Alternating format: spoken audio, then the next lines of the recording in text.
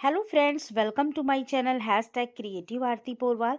दोस्तों, मैं हूं आरती और आज हम बात करेंगे स्ट्रे वैकेंसी काउंसलिंग की। दोस्तों, जैसा कि आपको मालूम है कि स्ट्रे वैकेंसी काउंसलिंग में सिक्योरिटी मनी आप लोगों ने रजिस्ट्रेशन के साथ जमा की थी, तो वो सिक्योरिटी मनी कैसे आपको वापस मिलेगी, उसका क्या प्रोसीजर है, ये सारा कुछ आज मैं बताऊँगी। लेकिन इसके पहले अगर अभी तक आपने मेरे चैनल को सब्सक्राइब नहीं किया है तो सब्सक्राइब कर लीजिए और उसके आगे जो बेल आइकन का बटन है उसे भी प्रेस कर दीजिए, ताकि सारी लेटेस्ट इन्फॉर्मेशन आपको मिलती रहे। और अगर आपको ये वीडियो अच्छा लगे तो इसको लाइक और शेयर भी करिएगा। तो चलिए दोस्तों, आपको बताते हैं।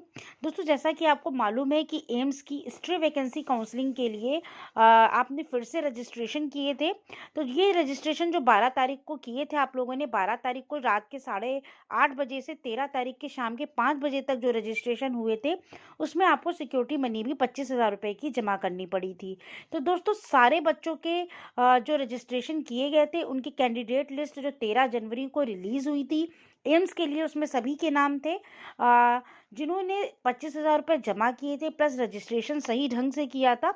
उन सभी बच्चों की काउंसलिंग एम्स में 14 तारीख को, यानी आज 14 तारीख को कंडक्ट की कराई गई है। तो इन बच्चों में जितने बच्चे सिलेक्ट हो गए हैं, उनकी लिस्ट मैंने कल ही आपको प्रोवाइड करा दी थी। लगभग 124 बच्चों की ये लिस्ट है और एम्स की 120 सीटों के लिए। तो दोस्तों, बाकी जो बच्चे जिनके नाम इसमें नहीं हैं, उनको कैसे सिक्योरिटी मनी रिफंड होगी और उसका क्या प्रोसीजर है, तो दोस्तों आपको मैं विस्तार से बताती हूँ। दोस्तों, जितने बच्चे काउंसलिंग के लिए आज प्रेजेंट थे, उतने बच्चों को जो है ये सिक्योरिटी मनी रिफंड होगी अगर उनका नाम इस लिस्ट में नहीं है। तो दोस्तों, जो कट ऑफ गया है मेरिट लिस्ट का, उसके ऊपर के जो बच्चे होंगे, जो बच्चे वहाँ प्रेजेंट थे काउंसलिंग के लिए लेकिन उनका नाम नहीं आया है, उन सभी बच्चों को सिक्योरिटी मनी उन्हीं के अकाउंट में, जिस अकाउंट से उन्होंने जो ये सिक्योरिटी मनी थी उसका जमा किया था ऑनलाइन, उसी अकाउंट में उनके वापस आ जाएगी। लेकिन ये बच्चे बहुत पूछ रहे हैं कि डीम्ड टू बी प्रेजेंट का क्या मतलब है। आपको मैं एक बार नोटिस फिर से पढ़कर बताती हूँ। दोस्तों, इसमें लिखा है, no, please note that verification of payment may take time. Refund of security deposit will be processed as per rules in due course of time and will be refunded in bank account as submitted with registration. Those who have not submitted bank detail will be informed through website in due course of time. No correspondence in this regard will be returned. पहले इतनी lines का मतलब आप लोग समझ लीजिए। जो verification है आपके पेमेंट का, वो कुछ समय लेगा कि किसने किसने जो है ये जो पेमेंट है सही ढंग से किया है। जो इसका रिफंड है, वो उतने कोर्स में जितना पहले बताया गया था कि जब तक फर्स्ट ईयर एमबीबीएस बीडीएस के लिए एम्स में एमबीबीएस के लिए सारे एडमिशन नहीं हो जाते, सारे बच्चों को सीट नहीं मिल जाती, तब तक ये नहीं प्रोसेस स्टार्ट होगा। सबका ये कोर्स स्टार्ट होने के बाद फर्स्ट ईयर का, वो उनको जो कहा गया था जितने टाइम में वो मनी रिफंड कर दी जाएगी। उसके लिए आपको एम्स दिल्ली जाने की कोई ज़रूरत नहीं है।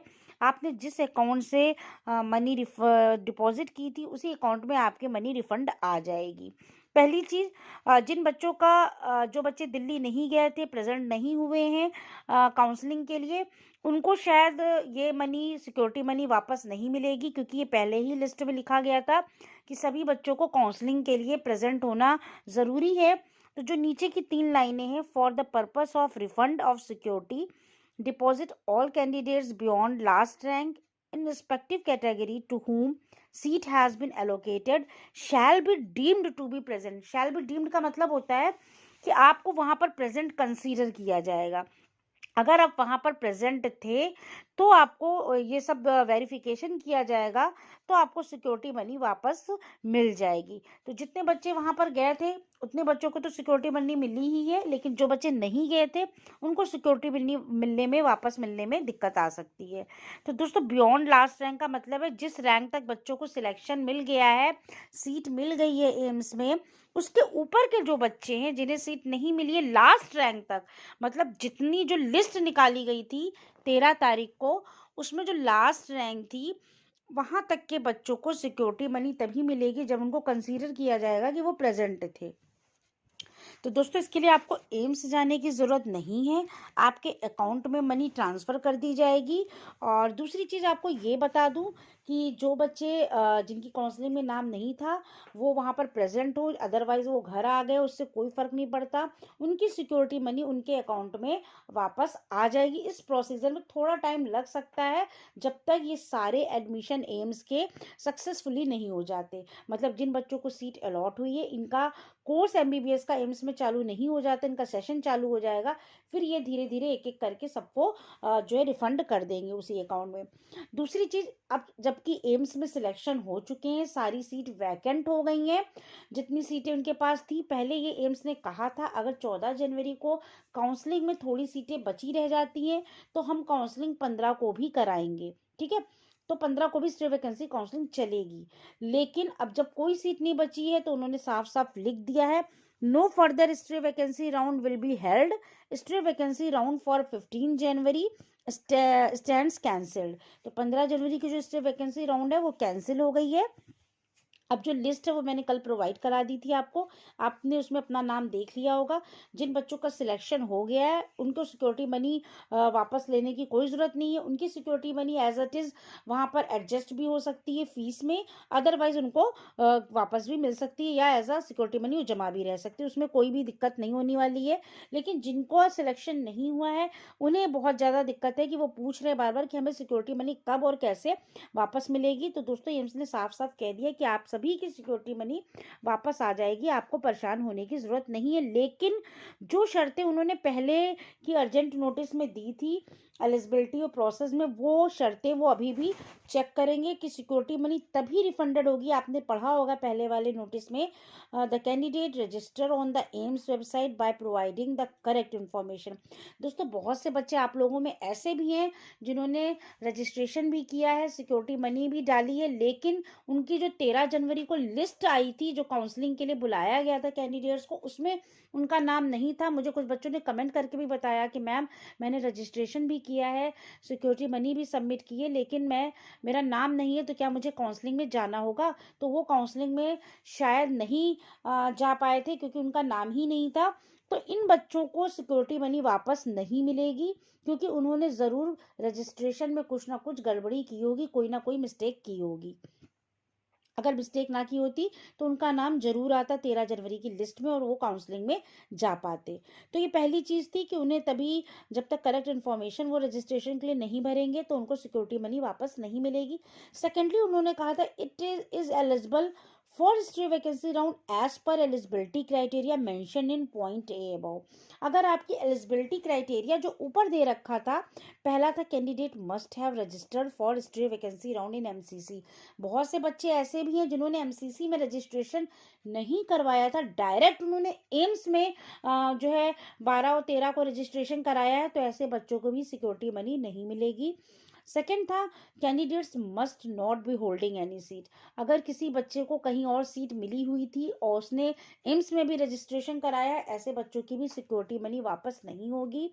Candidate must be physically present and be in possession of original certificates at the time of stray vacancy round। और वो कैंडिडेट जिन्होंने सिक्योरिटी मनी भी जमा की, रजिस्ट्रेशन भी सही ढंग से किया था, लेकिन वो फिजिकली नहीं प्रेजेंट हुए कल की काउंसलिंग में, तो उनको भी सिक्योरिटी मनी वापस नहीं मिलेगी।